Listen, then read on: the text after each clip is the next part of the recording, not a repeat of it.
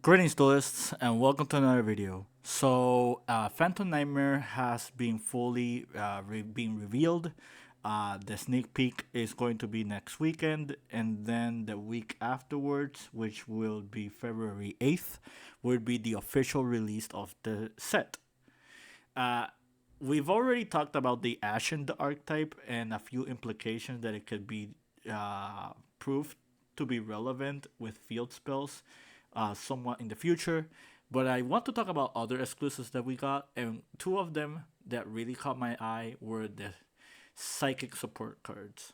So we've gotten one new monster and one new spell card that works with cybers, machines, and psychic monsters. And I kind of want to talk about them very briefly because these cards in a vacuum they are not like amazing, but they have a lot of really cool implications that really could be creative in some strategies. But yeah, without further ado, let's begin. Let's start with the monster first. This is Psychic Processor. It is a dark psychic level 3 with 0 attack, 1500 defense. And this card reads as follows: you can banish this card you control, that's the cost. Special summon up to 2 machine, psychic, and or cybers monsters from your hand, and they can attack directly this turn. During the standby phase of the next turn, after this card was activated, you can add this banished card to your hand. You can only use this effect of Psychic Processor once per turn. So, a few things to note about this card. The first thing to note is its recovery from banished is not restricted to just its own effect, is just banished in general. That means that cards like Dimension Shifter, Emergency Teleport, Allure of Darkness, Bestials, these are all really good examples of cards that can end up banishing the processor, and the processor has the ability to recur itself during the next standby phase. And that's really cool because it gives you a good amount of resource that you just get back for free if you decide to play any of these strategies. Another thing to note is if you're playing against, like, for example, a runic deck and your opponent ends up banishing this with a runic effect like Slumber, Destruction, or something like that, you can just retrieve the processor during the next standby phase as well and just becomes a +1. So, what applications can we put into this card? Uh, if you notice, the restriction they don't have a lot of restrictions for these two types in general. Like the only thing that is said is that they can attack directly this turn, which is actually really cool because it can help secure OTKs. It can give you game shots. We do have high level, high attack machine, psychic, and cybers monsters. Uh, so if you decide to play a cybers dedicated strategy like Marincess, Samlaman Great, Added Nister, Mathmech, despite the circular ban, just to name a few examples, Psychic Processor could be helpful as just an additional extender. Uh, but let's see other type of monsters that we can add to the strategy. One thing that I saw that was running around that people bring up is like these three cards. This has no level restriction. This has no like summoning condition restriction either. So if you banish the processor, you can special summon any of these in combination. Take note that for Inspector Border specifically, you must not control a monster in order to normal or special summon it.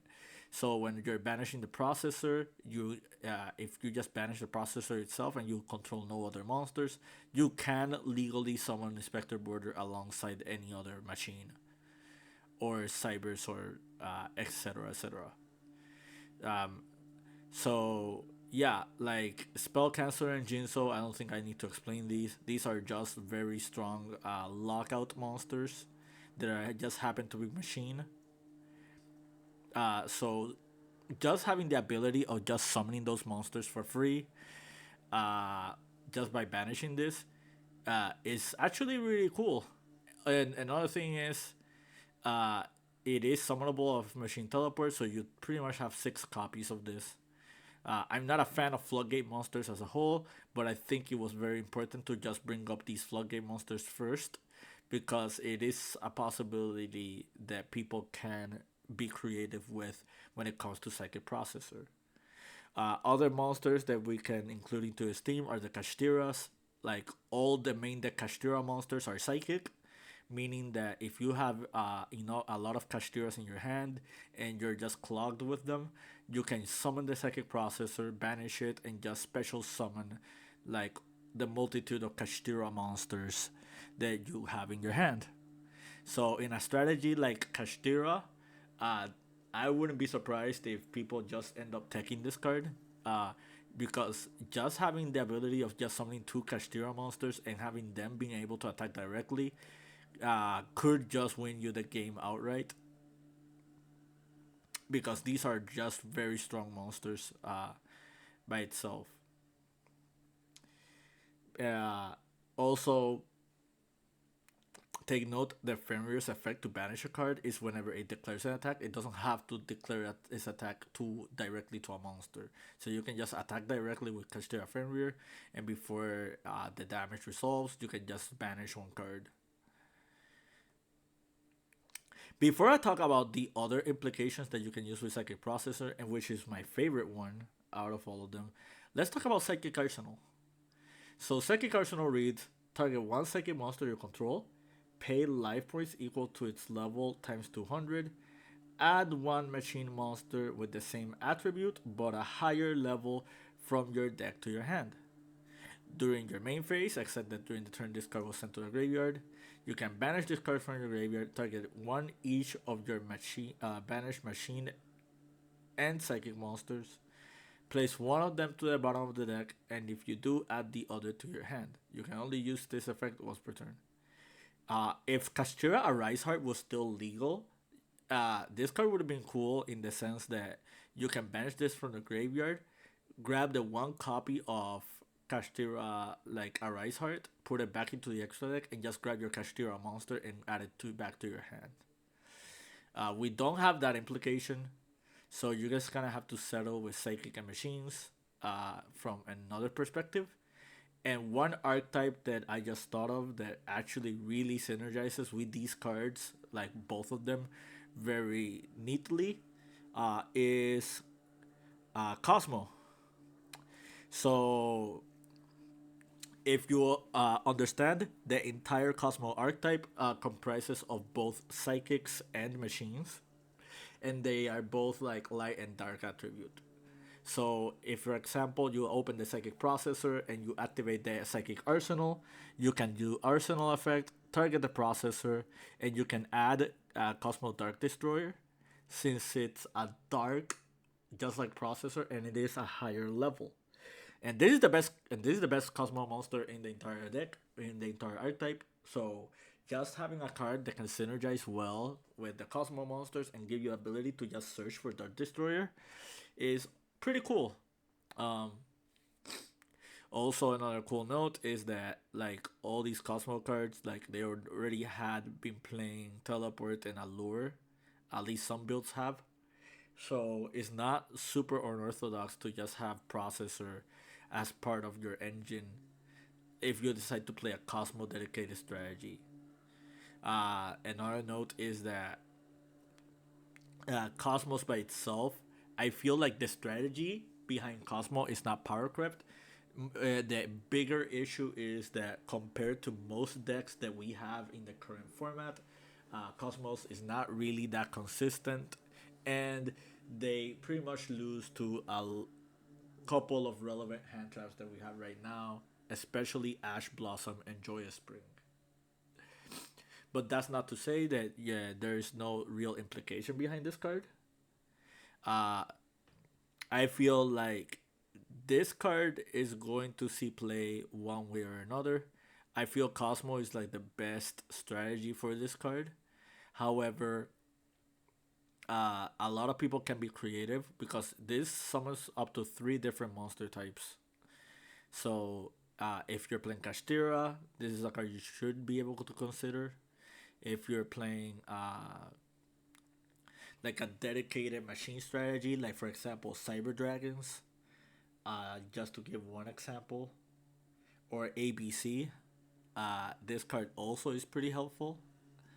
Uh, I wouldn't be surprised if people just play Psychic Processor as part of a stun strategy involving like these three monsters. That's another thing that we should take note of. Psychic Arsenal by itself can just grab you Jinzo uh, by revealing targeting the processor. So you pretty much already have a way to deal with like the trap strategies like Labyrinth. Just to give you one example. But yeah, I think that's it from me. I hope you found this informative and to your liking understanding. I just want to talk about these two cards specifically because I feel like uh, Phantom Nightmare, outside of the Snake Eye support and the debut of Voiceless Voice, there's not really a lot going on that really shakes up the metagame outside of those aforementioned strategies. However, we are getting a lot of really cool creative cards, and this is one of them. And in the right hands and in the right format, we might be able to see stuff that could be done with this card. But until next time, keep practicing and keep dueling.